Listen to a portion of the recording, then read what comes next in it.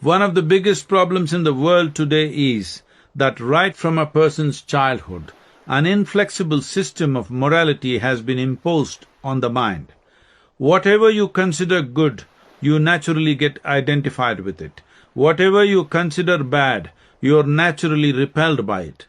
This attraction and aversion is the basis of all strong identification. The nature of your mind is that whatever you are averse to dominates it.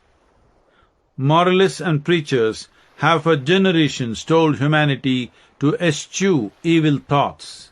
That is a surefire strategy to achieve the reverse. Now if you resist that supposedly evil thought, it becomes a full-time job. There is nothing else going on in your head.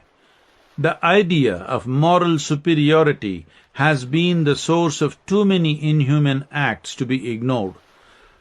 Most people who believe they are virtuous are hard to live with.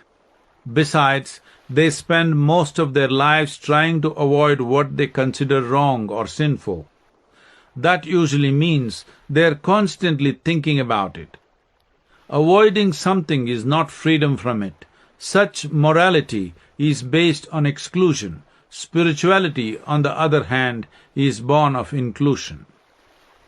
The essential nature of our humanity has been so suppressed and distorted that the substitute of morality has been brought in to bring some order and sanity to our lives. This has happened because we have not done anything to keep our humanity active. If your humanity were active, there would be no need for morality at all. Morality always differs from person to person, according to time, place, situation and convenience. But wherever humanity has found its expression, at any time in history or in any culture in the world, it has always been the same and will always be.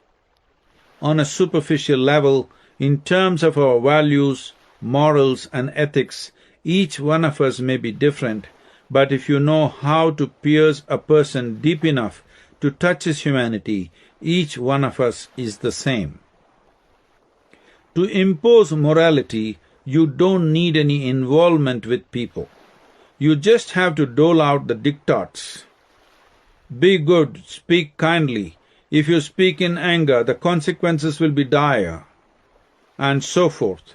But if you want to kindle humanity in a person, it takes much more involvement. It means giving yourself.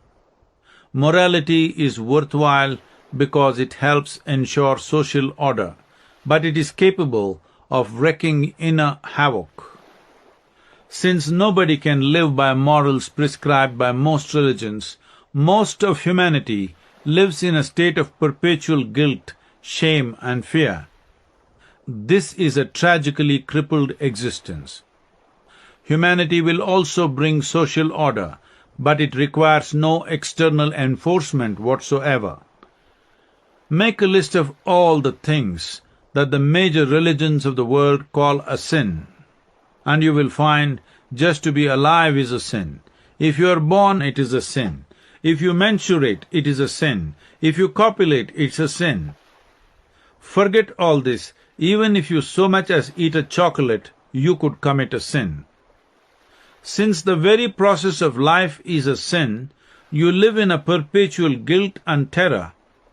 If people were not so racked by fear and guilt, the temples, mosques and churches in the world would not be as congested as they are now.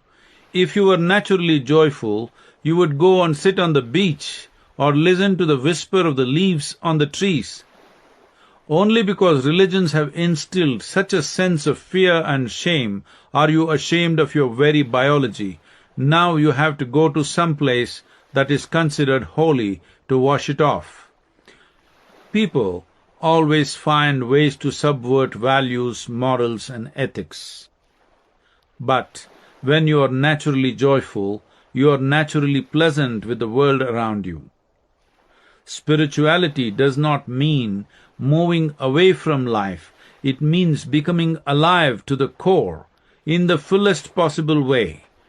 With age, physical agility may diminish, but the level of joy and aliveness need not. If your level of joy and aliveness is declining, you are committing suicide in installments.